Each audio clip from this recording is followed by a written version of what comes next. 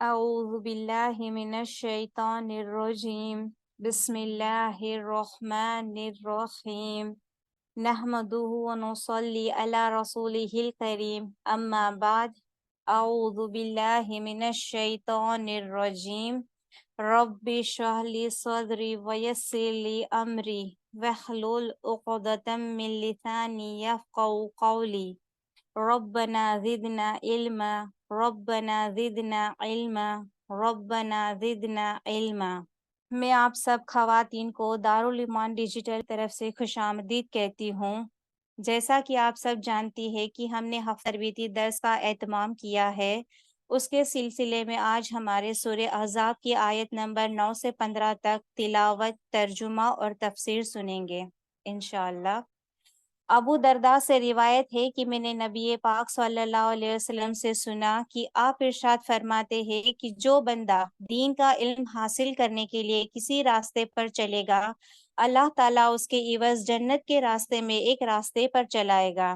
اور آپ صلی اللہ علیہ وسلم نے فرمایا کہ اللہ کے فرشتے طالبان علم کے لیے اظہار رضا، اکرام اور احترام کے طور پر اپنے بازو جھکا دیتے ہیں۔ سبحان اللہ۔ اور فرمایا کہ جو دین کا علم حاصل کرتا ہے اس کے لیے آسمان اور زمین کی ساری مخلوقات اللہ سے مغفرت کی دعا کرتی ہے، یہاں تک کہ دریا کے پانی کے اندر رہنے والی مچھلیاں بھی۔ اور آپ صلی اللہ علیہ وسلم نے فرمایا کہ عبادت گزاروں کے مقابلے میں حاملین علم یعنی علم والے کو ایسی برتری حاصل ہے جیسے کہ 14ویں رات کے چاند کو باقی ستاروں پر۔ اور یہ بھی فرمایا کہ علماء انبیاء کے وارث ہے۔ انبیاء اکرام نے دیناروں اور درہموں کو نہیں چھوڑا ہے بلکہ انہوں نے ترک علم چھوڑا ہے۔ جس کو اس نے حاصل کر لیا اس نے بہت بڑی کامیابی اور خوشبختی حاصل کر لی۔ تو اب ہم ہمارے پروگرام کا آغاز باقاعدہ تلاوت قرآن پاک سے کرتے ہیں۔ آج ہم ہماری تلاوت کے لیے ہماری اظہار الجنہ کی ہونہار طالبہ دعوت دیتی ہوں کہ وہ تلاوت اور ترجمہ کرے۔ أعوذ بالله من الشيطان الرجيم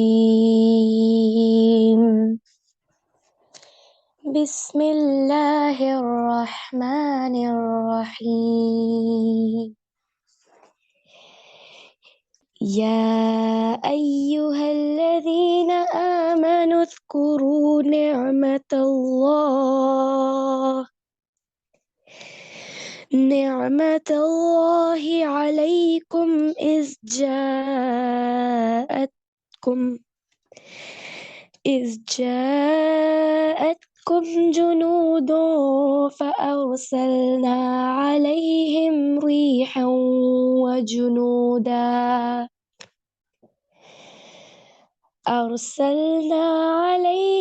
ريحا وجنودا لم تروها وكان الله بما تعملون بصيرا إذ جاءوكم من فوقكم ومن أسفل منكم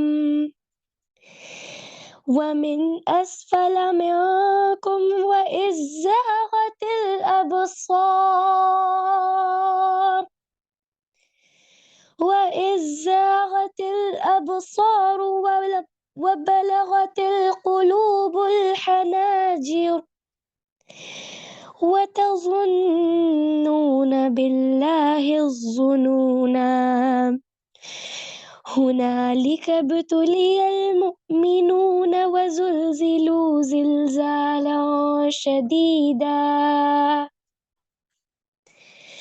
وإذ يقول المنافقون والذين في قلوبهم مرض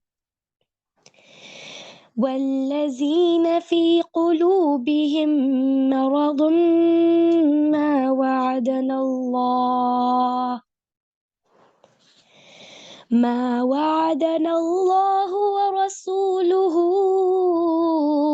إلا غرورا وَإِذْ قَالَتْ طَائِفَةٌ مِّنْهُمْ يَا أَهْلَ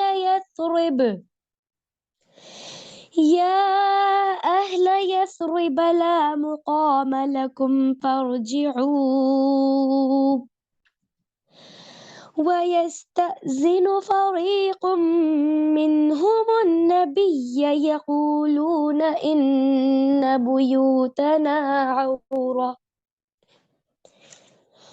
وَمَا هِيَ بِعَوْرَةٍ إِن يُرِيدُونَ إِلَّا فِرَارًا وَلَوْ دُخِلَتْ عَلَيْهِم مِّنْ أَقْطَارِهَا ثُمَّ سُئِلُوا الْفِتْنَةَ لَآتَوْهَا وَمَا تَلَبَّثُوا بِهَا إِلَّا يَسِيرًا وَلَقَدْ كَانُوا عَاهَدُوا اللَّهَ مِن قَبْلُ لَا يُوَلُّونَ الْأَدْبَارَ وَكَانَ عَهْدُ اللَّهِ مسئولا۔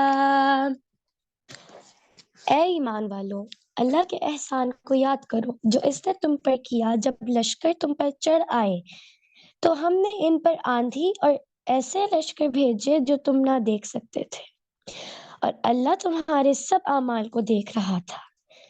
جب وہ تم پر تمہارے اوپر کی طرف سے اور نیچے کی طرف سے چڑھ آئے تھے، اور جب آنکھیں پتھرا گئیں اور کلیجے منہ کو آ گئے اور تم اللہ کے بارے میں طرح طرح کے گمان کرنے لگے۔ یہ وہ وقت تھا جب مومن آزمائے گئے اور ہلا مارے گئے بڑی سختی سے، اور جب منافق اور وہ لوگ جن کے دلوں میں روک تھا کہہ رہے تھے کہ اللہ اور اس کے رسول نے ہمیں نہیں وعدہ کیا ہم سے مگر دھوکہ دینے کی خاطر، اور جب ان میں سے ایک گروہ نے کہا تھا اے اہل یثرب، نہیں ہے تمہارے لیے ٹھہرنے کا موقع، لہٰذا لوٹ جاؤ، اور ان میں سے ایک گروہ نے نبی صلی اللہ علیہ وسلم سے اجازت طلب کر رہا تھا، کہتے تھے کہ ہمارے گھر غیر محفوظ ہیں، حالانکہ وہ غیر محفوظ نہ تھے، اور وہ لوگ نہ چاہتے تھے مگر بھاگنا، اور اگر کہیں شہر کے اطراف سے ان پر دشمن آ گھسے پھر انہیں فتنے کی دعوت دی جاتی تو ضرور اس فتنے میں جا پڑتے اور نہ رکتے اس سے مگر تھوڑی دیر، حالانکہ وہ اللہ سے عہد کر چکے تھے کہ وہ پیٹھ نہ پھیریں گے، اور اللہ سے کیے ہوئے عہد کی پرسش ضرور ہوتی ہے۔ اب ترانہ کے لیے میں دعوت دیتی ہوں کو۔ دنیا کے اے مسافر، منزل تیری قبر ہے، منزل تیری قبر ہے، طے کر رہا ہے جو تو 2 دن کا یہ سفر ہے، 2 دن کا یہ سفر ہے،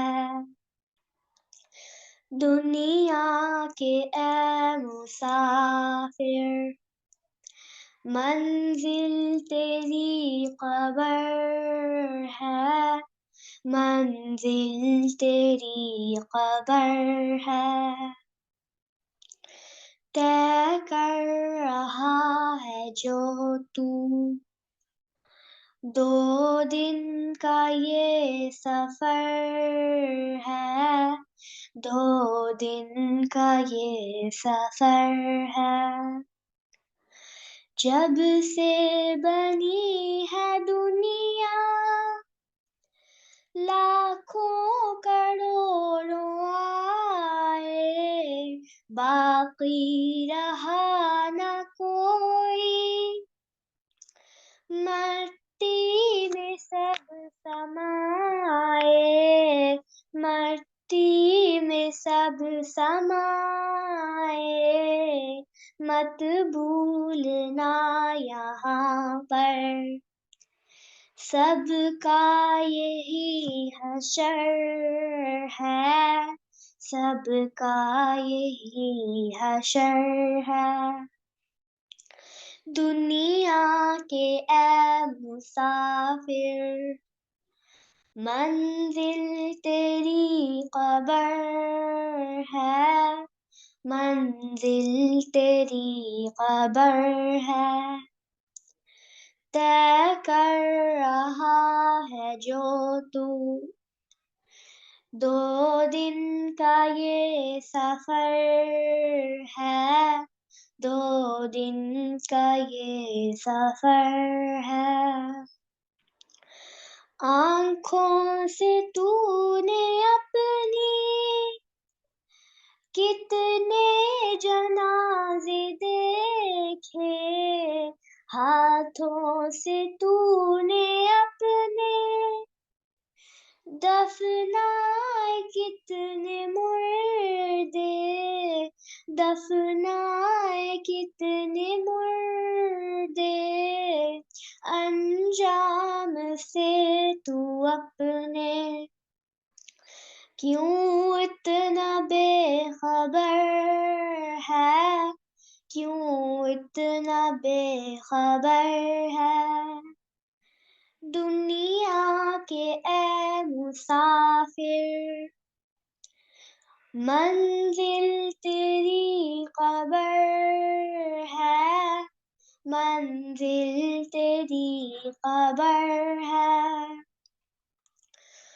مخمل پہ سونے والے مٹی میں سو رہے ہیں شاہ و گدا یہاں پر سب ایک ہو رہے ہیں سب ایک ہو رہے ہیں دونوں ہوئے برابر یہ موت کا اثر ہے یہ موت کا اثر ہے دنیا کے اے مسافر منزل تیری قبر ہے منزل تیری قبر ہے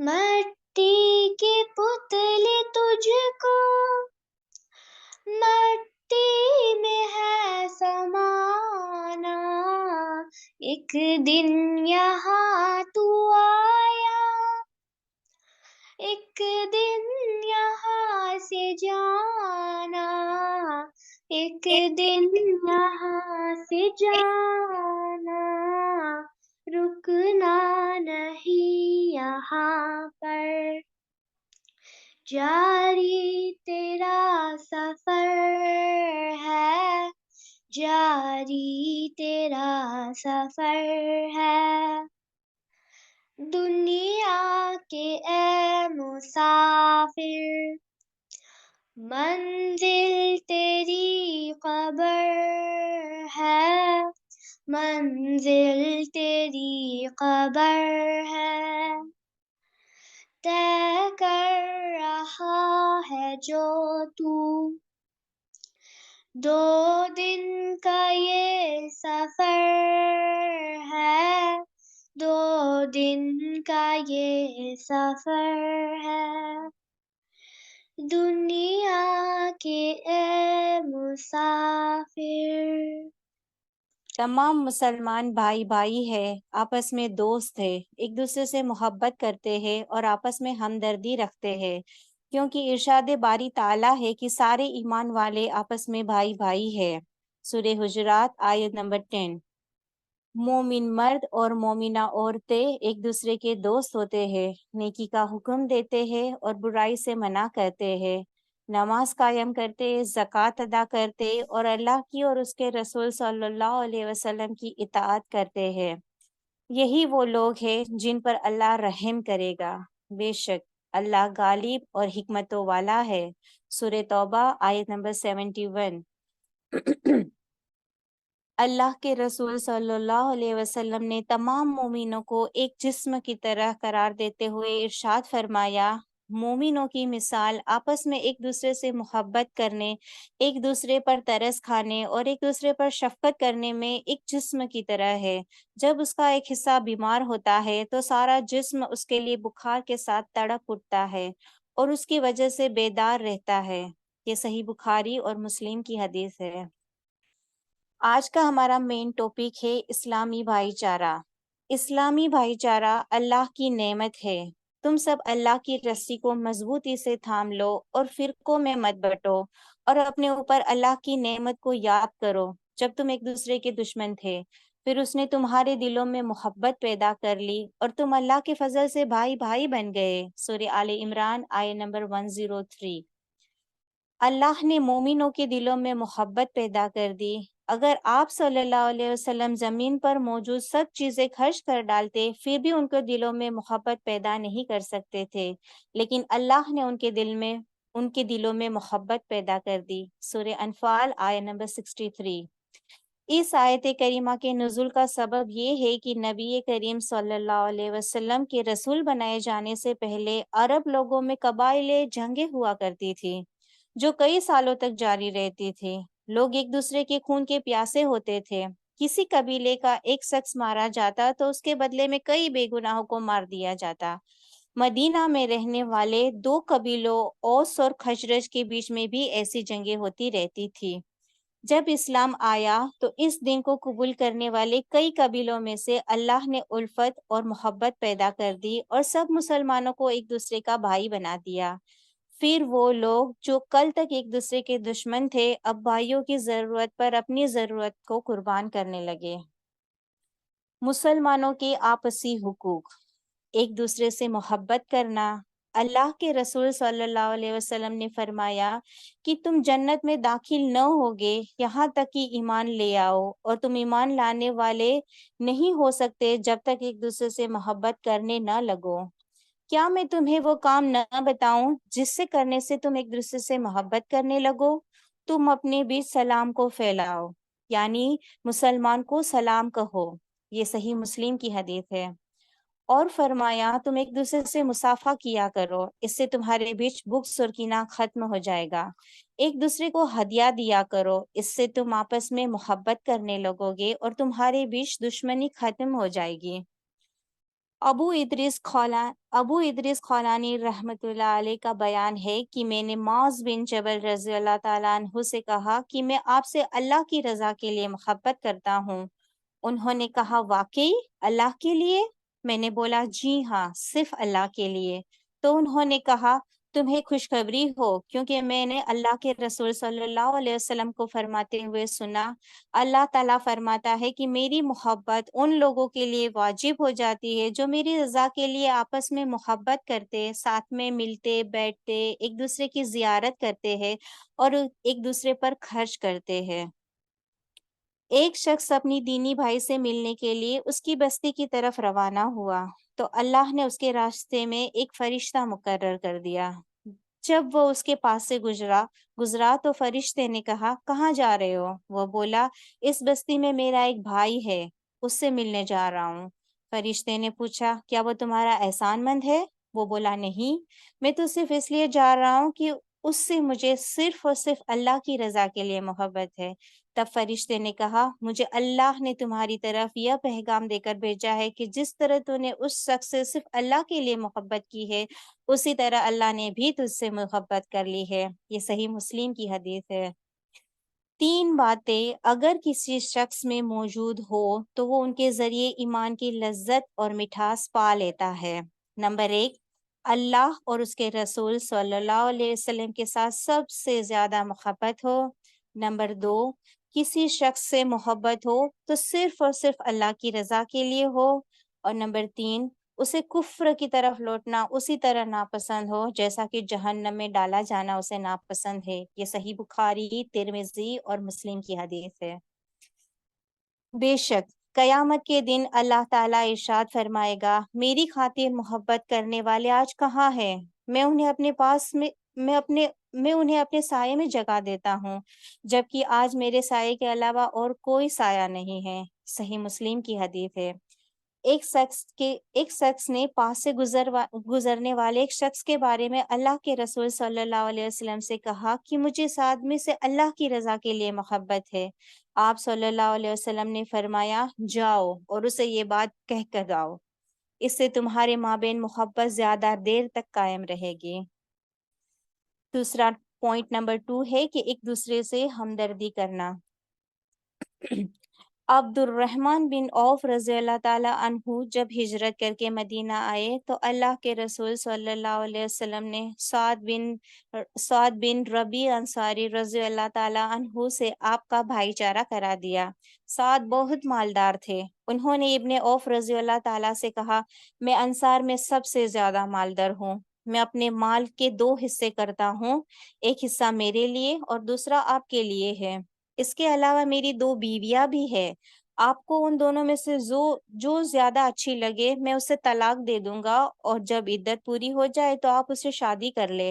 ابن عوف رضی اللہ تعالیٰ عنہ نے کہا، اللہ آپ کے گھر والوں اور مال میں برکت دے، مجھے بازار بتا دیجئے۔ اس کے بعد وہ کچھ گھی اور پنیر کے مالک ہو گئے اور کچھ عرصے بعد آپ نے ایک انصاری عورت سے شادی کر لی۔ اس پر آپ صلی اللہ علیہ وسلم نے انہیں مبارکباد دی اور فرمایا، تم ولیمہ کرو، چاہے ایک بکری ہی ذبح کرو۔ یہ صحیح بخاری کی حدیث ہے۔ یہ اس وقت کا واقعہ ہے جب مسلمان کا ہمدرد تھا اور اپنی ضرورت سے زائد چیزیں اپنے بھائی کو دے دیا کرتا تھا، جبکہ آج کسی کو کسی کی فکر کم ہی ہو گئی ہے۔ ہر شخص اپنے آپ میں اپنی بیوی بچوں کے بارے میں ہی سوچتا ہے۔ ضرورت سے زائد چیزیں چاہے پڑی پڑی ہی خراب ہو جائے لیکن ضرورت مند مسلمان کو کبھی نہیں دی جاتی۔ لیکن جب ابن عمر رضی اللہ تعالیٰ عنہ کا بیان ہے کہ ایک صحابی کے گھر بکری کی سیری بطور ہدیہ پیش کی گئی تو اس نے کہا کہ میرا فلاں بھائی اور اس کے بچے مجھ سے زیادہ ضرورت مند ہے، اس لیے وہ سیری اس کے یہاں بھیج دے۔ جب سیری دوسرے صحابی کے یہاں پہنچی تو اس نے بھی یہی بات کہی جو پہلے نے کہی تھی اور سیری کو تیسرے کے یہاں بھیج دیا۔ اس طرح سیری 7 گھروں سے ہوتے ہوئے پھر پہلے صحابی کے یہاں پہنچ گئی۔ ابن عمر رضی اللہ تعالیٰ عنہ کا بیان ہے کہ ایک وقت تھا جب کوئی شخص اپنے مسلمان بھائی پر دینار یا درہم کو ترجیح نہ دیتا تھا، جبکہ آج ہم مسلمان بھائی کے مقابلے دینار و درہم ہمیں زیادہ پیارے ہو گئے ہیں۔ یہ آج کی بہت کڑوی سچائی ہے۔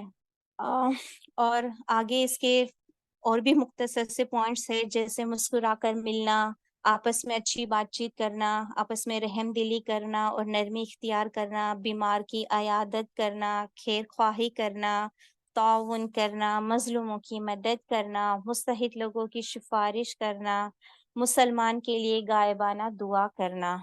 اللہ ہم سب کو ان سب چیزوں پہ عمل کرنے والا بنا دے، آمین۔ تو اب ہم اپنے اصل موضوع پر آتے ہیں، اور سورہ احزاب کو جو ہم نے شروع کیا ہے اس کے آیت نمبر 9 سے 15 تک ترجمہ اور تفسیر کے لیے میں دعوت دیتی ہوں، وہ اپنا مائک سنبھالے اور ترجمہ اور تفسیر سے ہمیں آگاہ کرے۔ جیسا کہ آپ سب جانتے ہیں کہ ہفتہ وار تربیتی درس کے سلسلے میں اس دفعہ سورہ احزاب کا انتخاب کیا گیا ہے، اور آج جو آپ نے آیات تلاوت سماعت فرمائی ہیں آیت نمبر 9 سے 15 تک، آج ہم اس کی تفسیر پڑھیں گے۔ آج کی جو آیات ہیں وہ بیسیکلی غزوہ احزاب، جو غزوہ خندق کے نام سے بھی مشہور ہے، اس کے متعلق ہیں۔ اس سے پہلے کہ ہم ان آیات کا ترجمہ تفسیر دیکھیں یا ڈیٹیل میں ان کو پڑھیں، تھوڑا سا ہم اس غزوہ کے متعلق پڑھتے ہیں تاکہ ان کو سمجھنے میں آسانی ہو جائے۔ ہم سب جانتے ہیں کہ نبی پاک صلی اللہ علیہ وآلہ وسلم کو 40 سال کی عمر میں نبوت سے سرفراز کیا گیا۔ 53 سال کی عمر میں آپ کو حکم ہوا کہ آپ مدینہ کی طرف ہجرت کر جائیں۔ 13 سال کا عرصہ جو مکہ میں گزارا گیا وہ انتہائی مشکل ترین ٹائم تھا، مصیبتوں، پریشانیوں اور آزمائشوں سے بھرا ہوا عرصہ تھا۔ اس پورے عرصے میں مسلمانوں کو تلوار اٹھانے کی اجازت نہیں تھی، ایون اپنا بدلہ لینے کی بھی اجازت نہیں تھی۔ پورے 13 سال مسلمانوں کی صبر اور نماز کے ذریعے سے تربیت کی گئی۔ 13 سال بعد اجازت دی گئی کہ مدینہ کی طرف ہجرت کی جائے۔ مدینہ پہنچ کر بھی کوئی پھولوں کی سیج نہیں سجی ہوئی تھی۔ جب مسلمان مدینہ پہنچے تو وہاں پہ مسلمانوں کے علاوہ یہود کے 3 قبائل آباد تھے، جس میں بنو قینقاع، بنو نذیر اور بنو قریظہ۔ نبی پاک صلی اللہ علیہ وسلم نے مدینہ پہنچنے کے بعد سب سے پہلا کام ان یہود کے ساتھ ایک معاہدہ کیا، جس میں سے ایک شک یہ بھی تھی کہ اگر کوئی شخص مدینہ پر حملہ کرے گا تو دونوں فریق یعنی مسلمان اور یہود مل کر اس کا مقابلہ کریں گے۔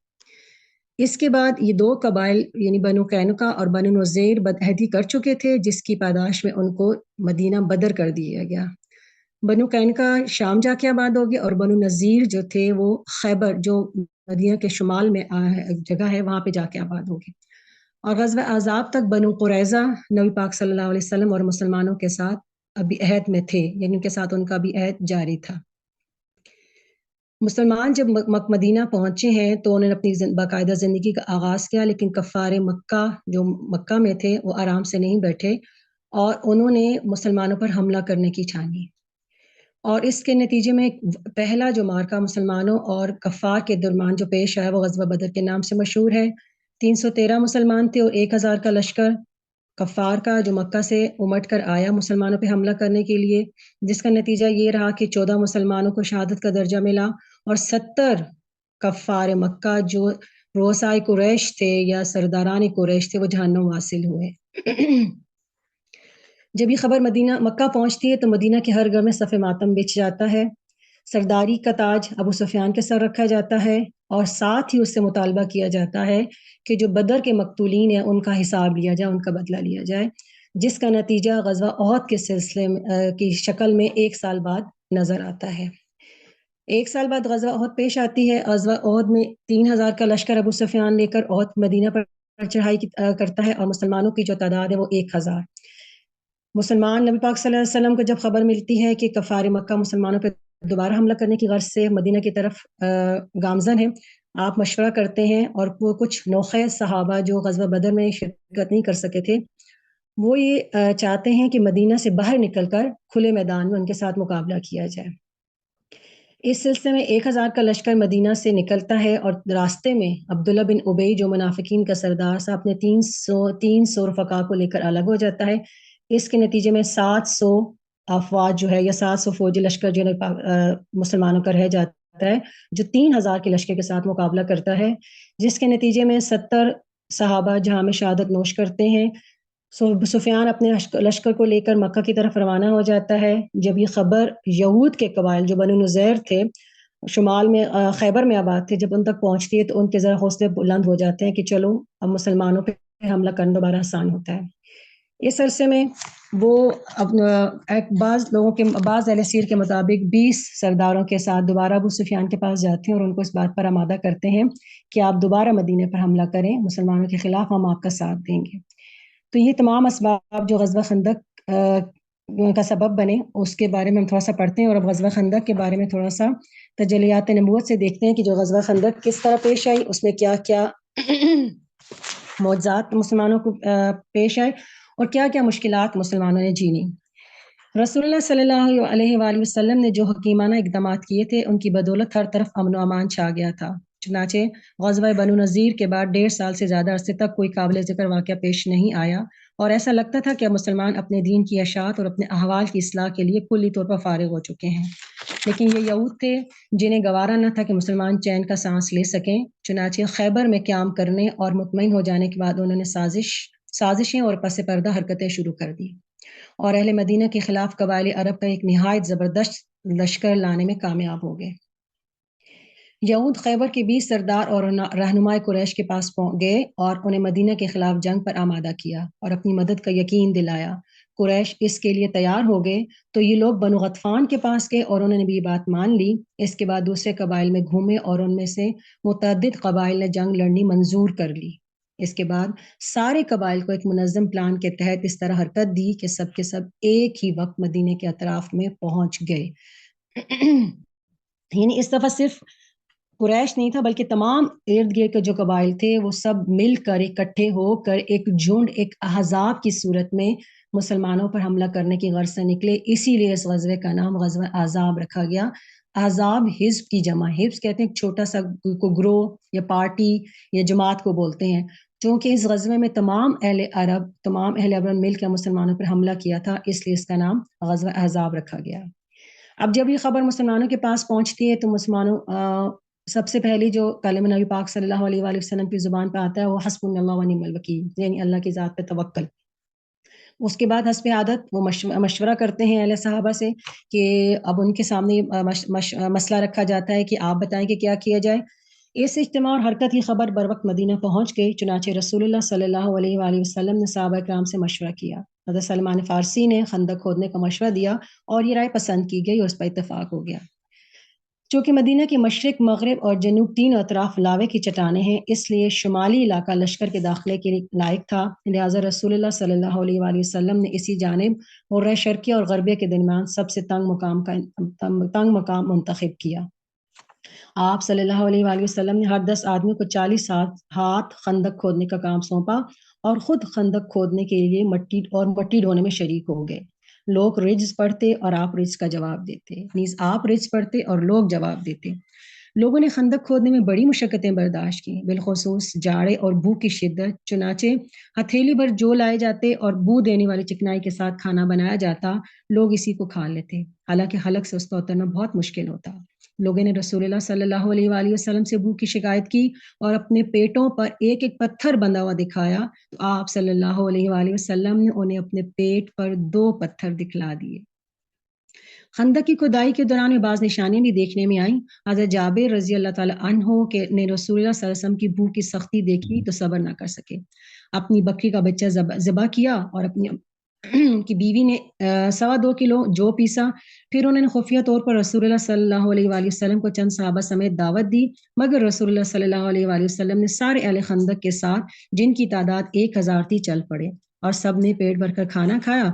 پھر بھی ہانڈی بھری ہوئی تھی اور آٹے سے روٹی پکتی رہی۔ خندق کی کھدائی کے دوران میں حضرت جابر اور ان کے ساتھیوں کے حصے میں ایک سخت چٹان آئی۔ نبی پاک صلی اللہ علیہ وآلہ وسلم سے کہا گیا تو آپ صلی اللہ علیہ وسلم نے اتر کر کدال ماری اور وہ بربری ریت میں بدل گئی۔ اسی طرح برا کے ساتھ بھی ایک چٹان کے ساتھیوں کا بھی ایک چٹان سے سامنا ہوا۔ نبی پاک صلی اللہ علیہ وسلم نے اتر کر بسم اللہ کہا اور کدال سے ایک ضرب لگائی تو ایک ٹکڑا کٹ گیا اور اس سے ایک روشنی نکل آئی۔ آپ صلی اللہ علیہ وآلہ وسلم نے فرمایا اللہ اکبر، مجھے شام کی کنجیاں دی گئی ہیں، اس وقت میں اس کے سرخ محل دیکھ رہا ہوں۔ اس کے بعد آپ صلی اللہ علیہ وآلہ وسلم نے دوسری ضرب لگائی اور فتح فارس کی خوشخبری سنائی، پھر تیسری ضرب لگائی اور فتح یمن کی خوشخبری سنائی اور پوری چٹان کٹ گئی۔ بہرحال رسول اللہ صلی اللہ علیہ وآلہ وسلم نے مدینے پر ابن مکتوم کو منتظم مقرر کیا، عورتوں اور بچوں کو گڑیوں میں محفوظ کیا، پھر 3000 کا لشکر لے کر نکل پڑے۔ جبل سلا کو پشت پر رکھ کر قلعہ بندی کی شکل اختیار کر لی۔ سامنے خندق تھی جو مسلمانوں اور کفار کے درمیان حائل تھی۔ ادھر مشرکین نے قراریابی کے بعد تیار ہو کر مدینے کی طرف پیش قدمی کی۔ جب مسلمانوں کے قریب پہنچے تو کیا دیکھتے ہیں کہ ایک چوڑی خندق ان کے اور مسلمانوں کے درمیان حائل ہے۔ یہ دیکھ کر وہ حیران رہ گئے۔ ابو سفیان نے بے ساختہ کہا یہ ایسی چال ہے جس کو عرب نہیں جانتے۔ اب انہوں نے خندق کے گرد غصے کے ساتھ چکر کاٹنا شروع کیا۔ انہیں کسی ایسے نقطے کی تلاش تھی جہاں سے خندق پار کر سکیں، لیکن مسلمان ان پر تیر برسا کر انہیں خندق کے قریب آنے نہیں دے رہے تھے تاکہ وہ اس میں کود نہ سکیں اور نہ مٹی ڈال کر راستہ بنا لیں۔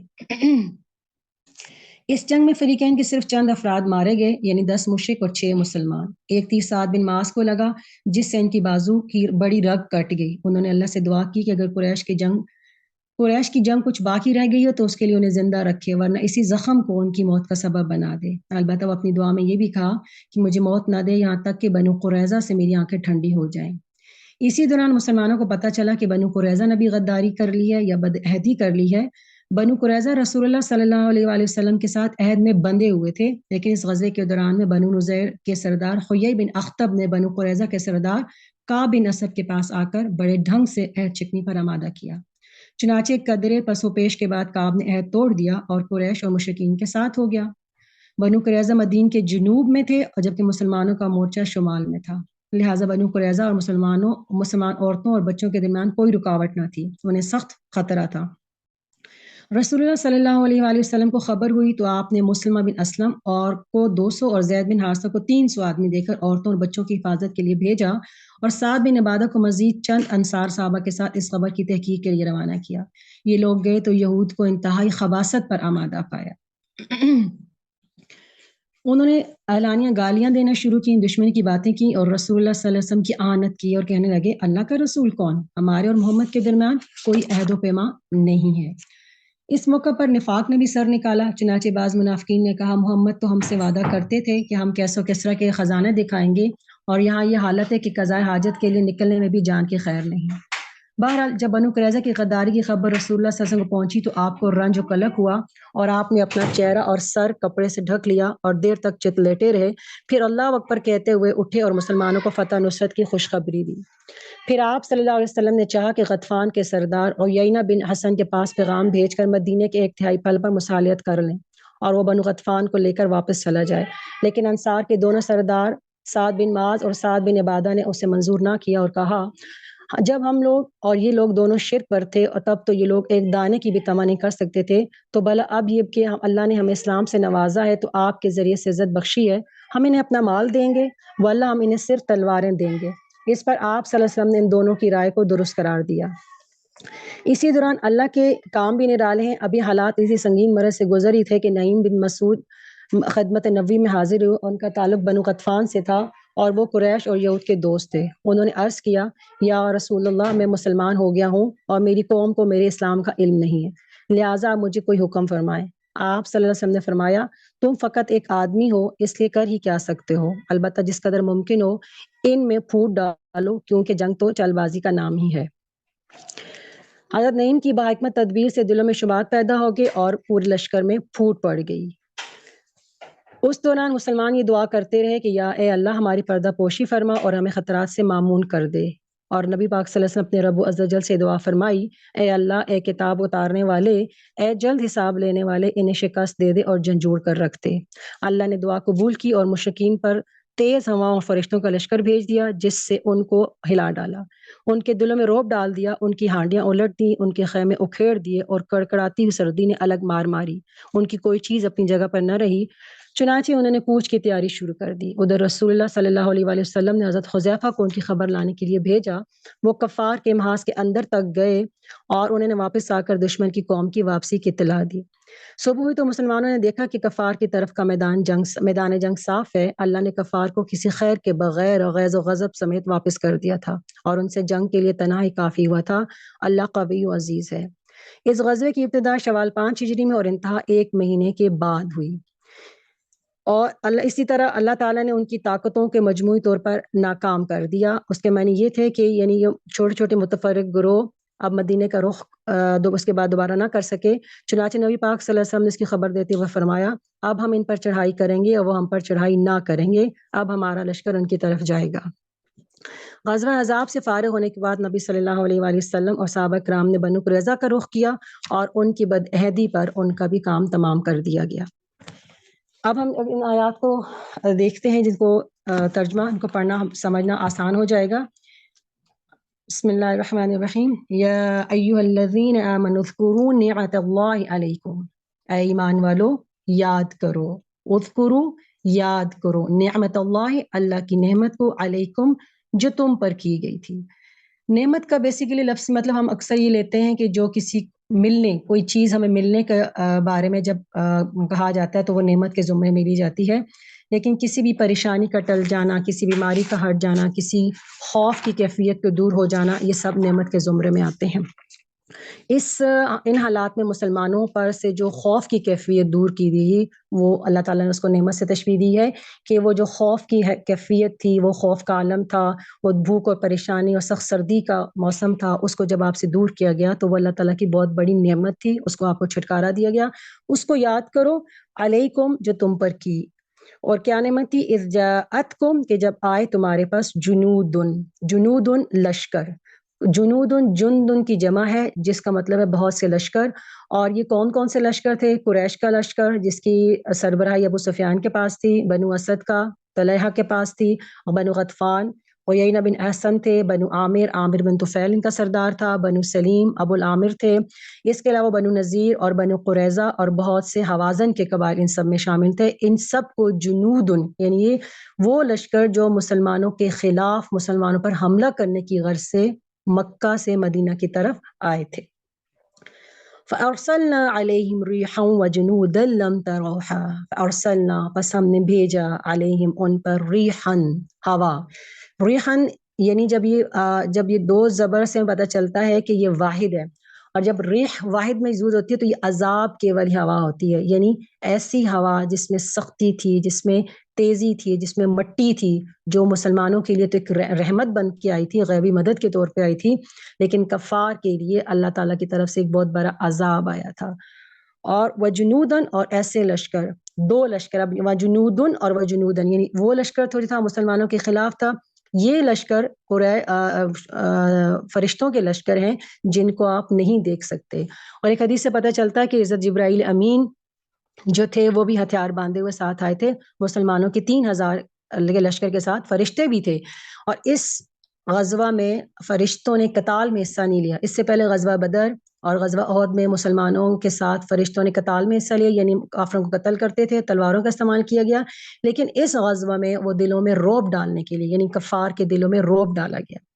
اب اگر ہم تھوڑا سا دیکھتے ہیں کہ غزوہ بدر اور غزوہ احد ایک دن کا مارکا تھا، ایک دن میں لڑائی ہوئی، ختم ہو گئی، سب لوگ اپنے اپنے گھروں کے چلے گئے، لیکن غزوہ احزاب کو جب ہم غور سے دیکھتے ہیں اور اس پہ مطلب نظر ڈالتے ہیں تو یہ دونوں کی نسبت بہت مشکل غزوہ ہے، اور اتنی شدت تھی اس میں، پورا 1 مہینہ ان کا محاصرہ رہا، اور مسلمانوں کو جو آگے ہم پڑھیں گے کہ ہلایا گیا شدت کے ساتھ، کہ ایک پورا مہینہ بھوک بھی ہے، سخت سردی بھی ہے، ہتھیار بھی نہیں ہے، اور کوئی ایسی چیز بھی پاس نہیں ہے، اور جو لشکر ان کے پاس جنہوں نے محاصرہ کیا وہ ہر طرح کے سامان اور ہر طرح کے لاؤ لشکر کے ساتھ وہ جو ہے وہ لیس ہیں، اور تمام اللہ تعالیٰ نے ان کو جو ہے اس وقت قوت عطا کی ہوئی تھی، اور جو اس کے مقابلے مسلمانوں کے پاس سوائے اللہ تعالیٰ کی ذات پہ توکل کے اور کچھ نہیں تھا، اور نبی پاک صلی اللہ علیہ وسلم کی موجودگی۔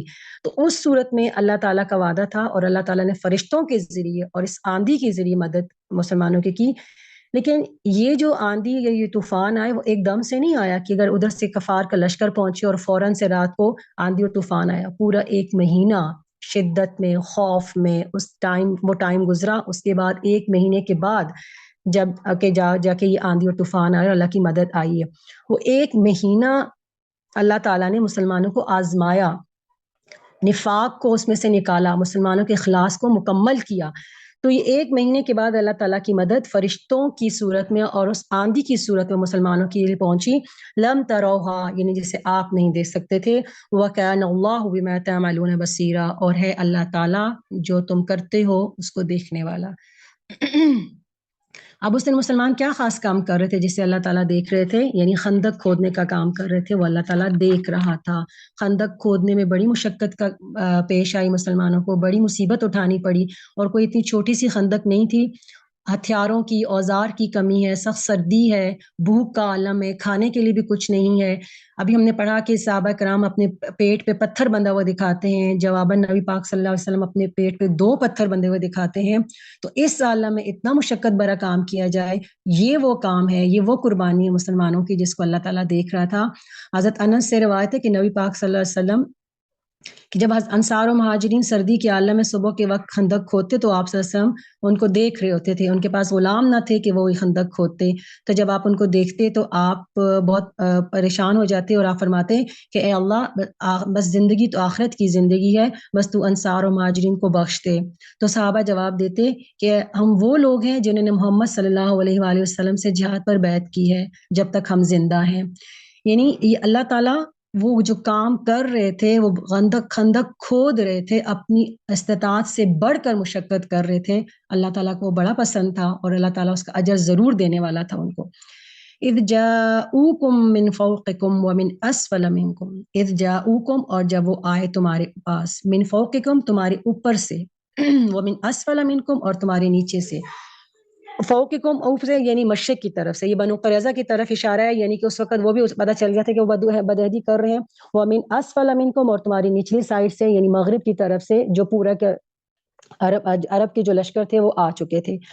وَإِذْ زَاغَتِ الْأَبْصَارُ، وَإِذْ زَاغَ کہتے ہیں، زیغ کہتے ہیں ٹیڑھا پن کو، ربنا لا تزغ قلوبنا، یہ ہم دعا پڑھتے ہیں کہ ہمارے دلوں میں کجی نہ ڈال، یعنی کجی، ٹیڑھا پن، ایک طرف کو لٹک جانا۔ تو جب ابصار آنکھوں یعنی بصارت، جب آنکھیں میں ٹیڑھا پن آ گیا، جب انسان انتہائی خوف کے عالم میں ہوتا ہے تو ٹک ٹکی باندھ کے دیکھنا شروع کر جاتا ہے، سمجھ نہیں آ رہی ہوتی۔ وَبَلَغَتِ الْقُلُوبُ الْحَنَاجِرَ، بلغ ابلاغ سے پہنچنا، اور قلوب قلب کی جمع ہے، حناجر حنجرہ کی جمع ہے، حنجرہ کہتے ہیں حلق کو، یعنی جب کلیجہ منہ کو آ گیا تو یہ عربی میں لفظ یوز کیا جاتا ہے کہ وہ بلاغت القلوب الحناجر، یعنی کلیجے منہ کو آگے، دلوں تک آگے۔ جب خوف کی حالت ہوتی ہے تو انسان کو سمجھ نہیں آ رہی ہوتی کہ آپ کہتے ہیں نا اوپر کا سانس اوپر، اندر کا سانس اندر اور باہر کا باہر رہ گیا، پھیپھڑوں اب سانس لینا انسان بھول جاتا ہے اور ایسا لگتا ہے جیسے آپ کا دل ابھی باہر امٹ کے آ جائے گا۔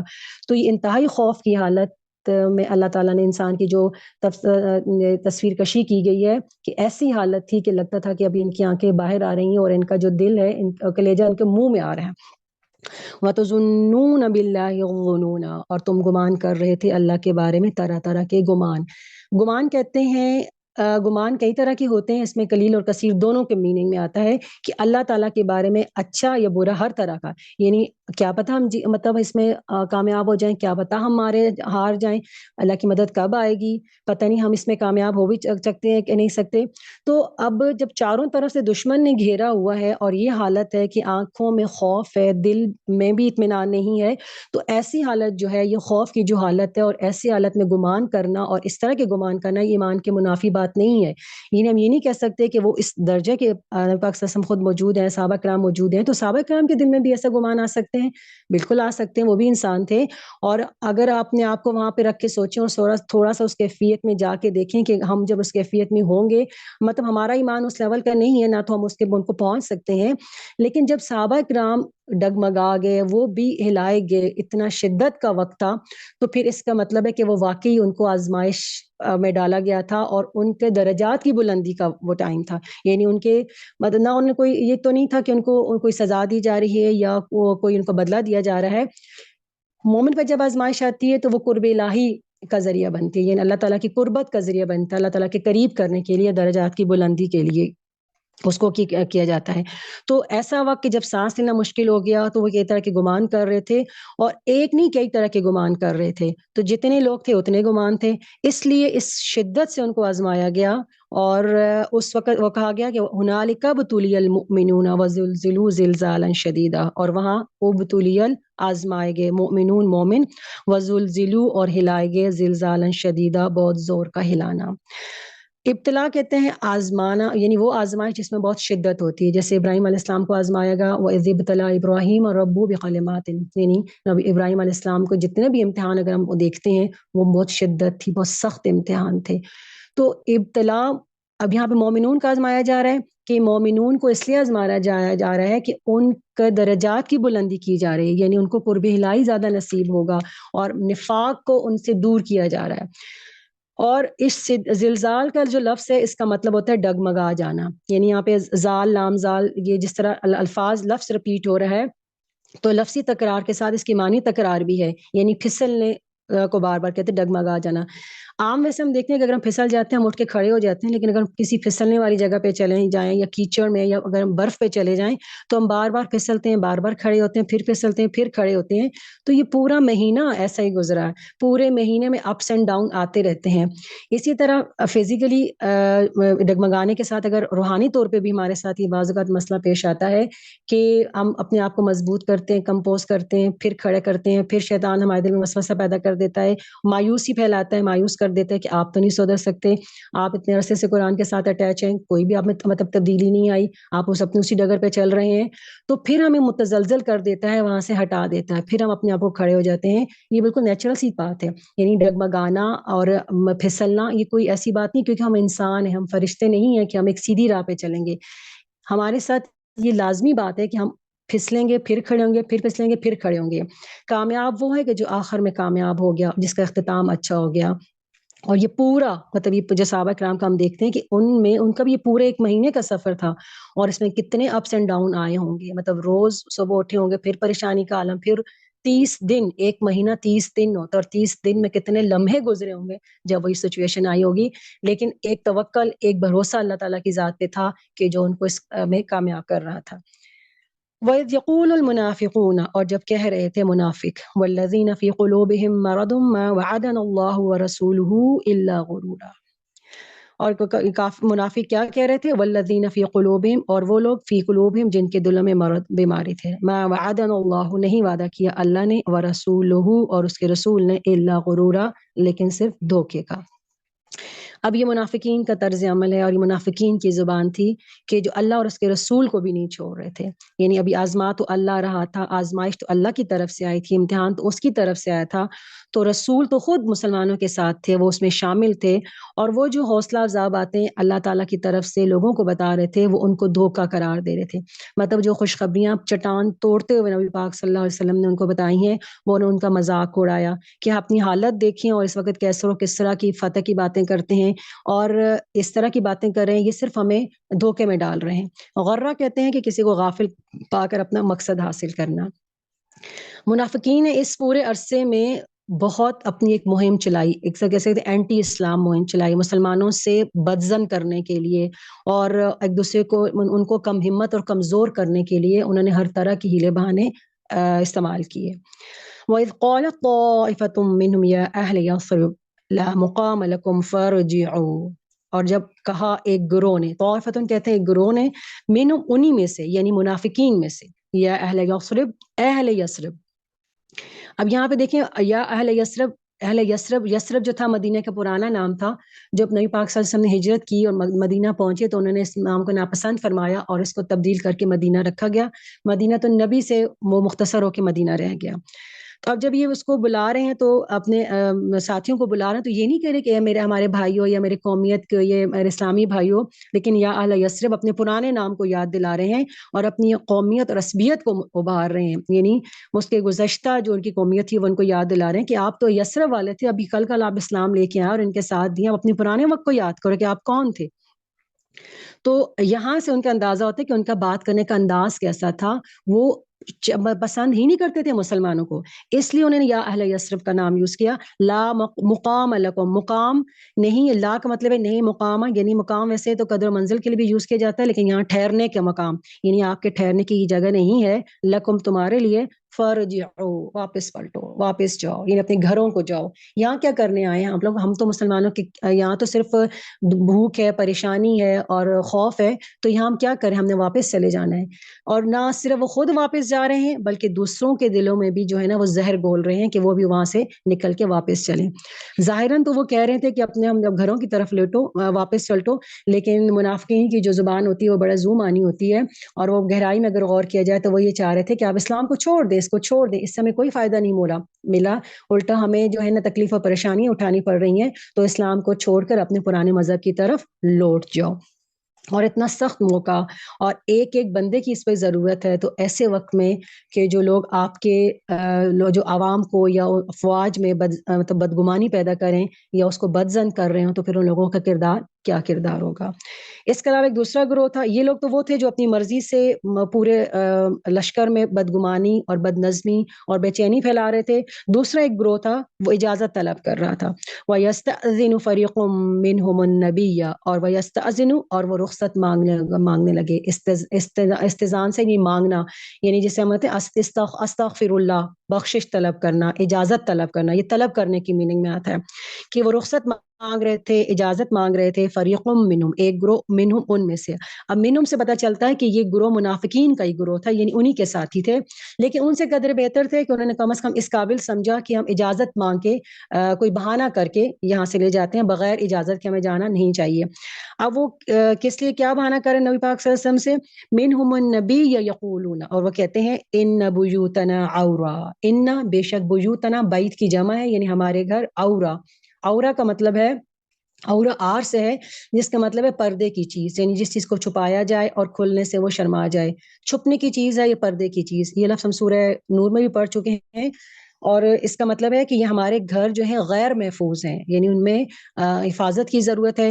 تو ہم ایسا کرتے ہیں کہ ہم یا اب ان کی یہ مرضی نہیں تھی یا ان کا یہ نیت نہیں تھی کہ جا کے اپنے گھروں کو محفوظ کر کے یا اس کا کوئی انتظام کر کے ہم پھر واپس آ جاتے ہیں، بلکہ وہ یہاں سے اللہ تعالیٰ خود فرماتے ہیں وَمَا عَيَّا بِأَوْرَا، حالانکہ وہ نہیں تھے غیر محفوظ.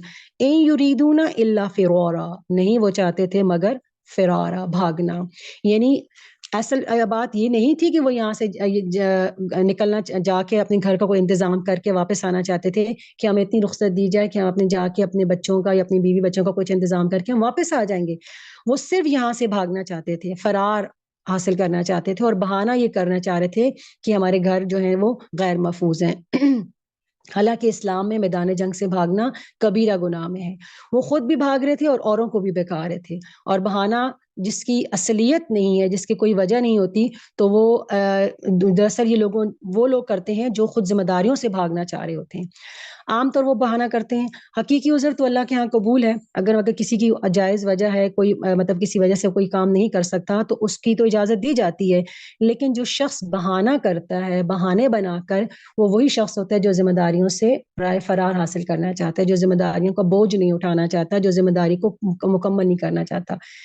یہ اس دور میں نہیں, ہر دور میں یہ ہوتا ہے. مطلب اگر آپ اپنی اپنی زندگی میں بھی دیکھیں تو اگر ہم کسی بات سے بچنا چاہ رہے ہوتے ہیں تو ہم اس کو بہانے کوئی نہ کوئی بہانہ ایسا بنا لیتے ہیں اور اس سے اپنے آپ کو بچانا چاہتے ہیں کہ یہ کام ہم نہیں کر سکتے, ہم بیمار ہیں, یا ہم مطلب یہ ہماری اس کی سکت نہیں ہے, یا ہمارے گھر والے اجازت نہیں دیتے. بعض کا تو یہ بھی کہا جا سکتا ہے کہ اجازت نہیں دی جاتی, شوہر نہیں مان رہا, یا پیرنٹس اجازت نہیں دیتے.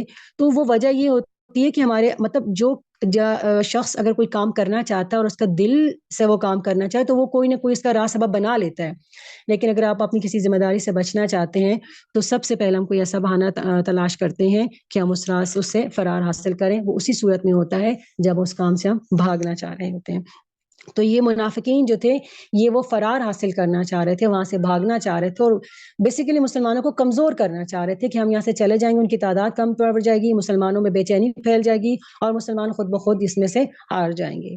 اور اسی ان کی جو حالت اللہ تعالیٰ نے اس طرح فرمایا وَلَوْ دُخِلَتْ عَلَيْهِمْ مِنْ أَقْطَارِهَا, اور اگر داخل ہو جائیں علیہم ان پر, من اقطارها, قطر کی جمع ہے یعنی جوانب سے, ان کے ارد گرد سے, ثم سئلوا الفتنة, پھر ان سے کہا جائے فتنے کے لیے, اور یہ فتنہ مسلمانوں کے خلاف مطلب کہ مسلمانوں کے خلاف ان کو بلایا جائے, لآتوها, تو وہ ضرور آ جائیں گے, وما تلبثوا, اور نہ وہ ٹھہریں گے, بہا, اس میں, الا یسیرا, مگر بہت کم, ایک دم سے آ جائیں گے. یعنی اگر یہ تو یہ ہم دین کے لیے ان کی قربانی مانگی جا رہی ہے کہ دین کے لیے آ کے یہ کام کریں. اگر خدا نہ خواستہ ان کے اپنے گھروں پہ ایسی سچویشن پیش آ جائے کہ ان کے گھروں پہ کوئی حملہ کر رہا ہے, تو یہ تو فوراً سے وہ آگ میں کود پڑیں گے, تو پھر تو اسی حملہ کرنے کے لیے ان کے ساتھ لڑائی کے لیے کود پڑیں گے. پھر تو یہ کبھی بھی نہیں کہیں گے کہ ہمارے کوئی بہانہ تلاش کریں گے, یا ہمارے گھروں کا مسئلہ ہے ہم اس میں نہیں حصہ لے سکتے, تو یہ ایک دم سے آ جائیں. اور اگر وہ جنگ مسلمانوں کے خلاف ہوگی تو یہ فوراً سے یعنی ایک دم سے آ جائیں گے, مطلب سوچنے کے لیے مہلت بھی نہیں مانگیں گے, ایک دم سے رکیں گے بھی نہیں, اور فوراً سے مسلمانوں کے خلاف اس میں شامل حال ہو جائیں گے. تو جب آپ سے دین کے لیے کوئی کام قربانی مانگی جاتی ہے تو ہم بہانے تلاش کرتے ہیں, اور اپنی ذات کے لیے خواہ کتنی بھی مشکل پڑی ہو, انسان اپنی جان قربان کرنے کے لیے تیار ہو جاتا ہے. یہ ایسے ہی ہے کہ جب اللہ تعالیٰ نے مطلب ہم ایسا ہے کہ ہم ہر کام میں عذر تلاش کرتے ہیں اور عیش و عشرت چاہتے ہیں, مشقت سے بھاگتے ہیں.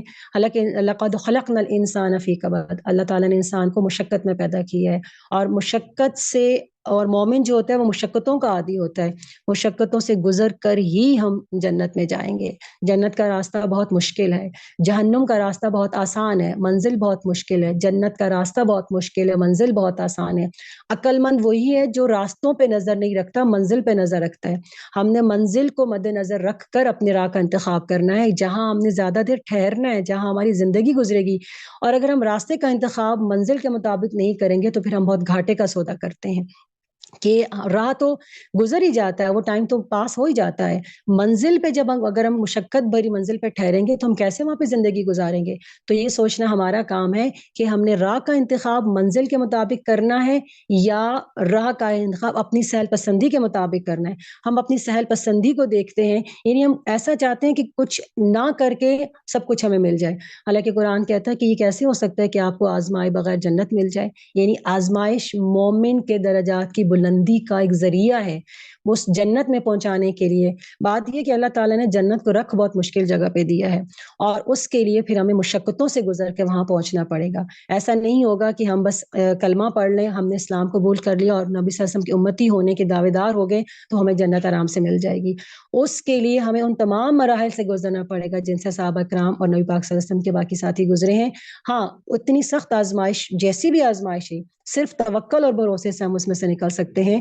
لیکن اگر ہم اس کے طلبگار ہیں تو ہمیں راستہ نبی کا ہی چننا پڑے گا. راستہ وہی ہے جو خاردار جھاڑیاں بھی آئیں گی, راستے میں کانٹے بھی آئیں گے, گھڑے بھی آئیں گے, لیکن اللہ کی ساتھ اور مدد سے جس طرح صحابہ کرام نے اس کو پار کیا تو یقیناً ہم بھی اس کو پار کر لیں گے.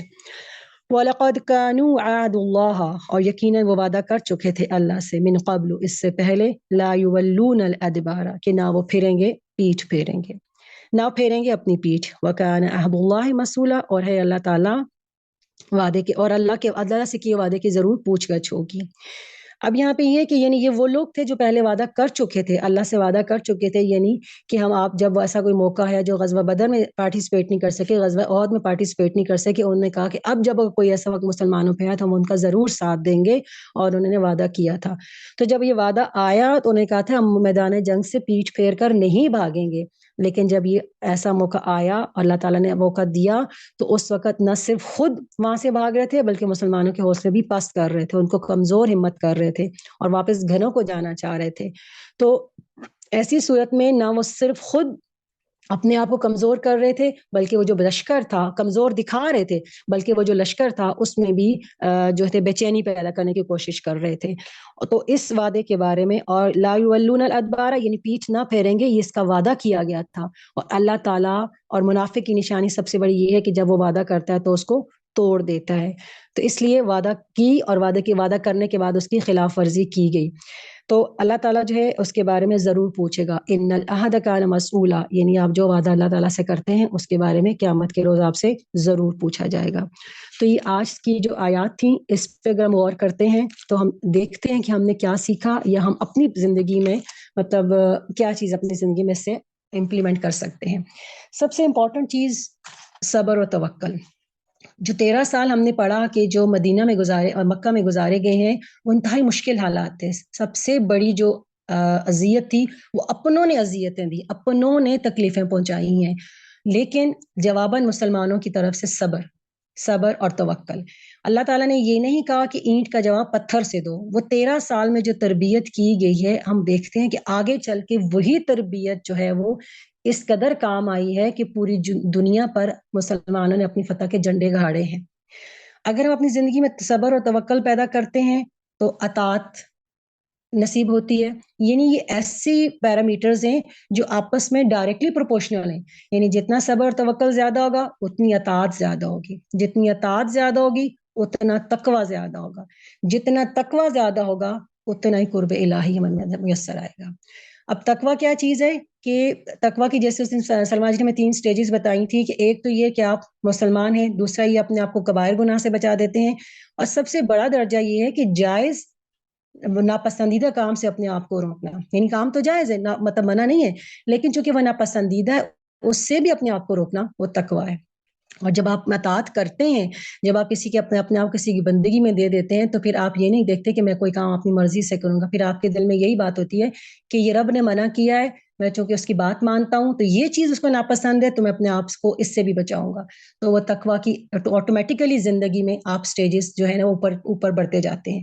تو جب تقوی آ جائے گا تو قرب الہی نصیب ہو جائے گا اور جب قرب الہی جس شخص کو نصیب ہو گیا تو اس کے اندر صبر و توکل اللہ تعالیٰ کی طرف سے پورا دیا جاتا ہے.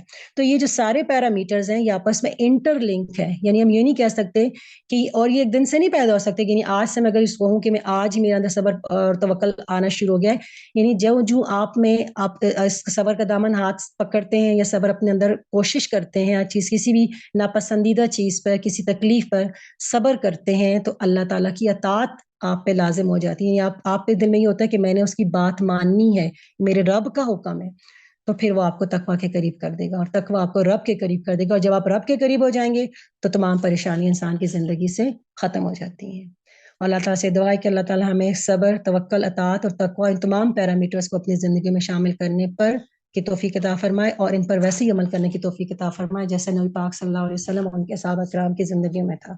وما علینا الا البلاغ. سبحانك اللهم وبحمدك نشهد ان لا اله الا انت نستغفرك ونتوب اليك. سلام.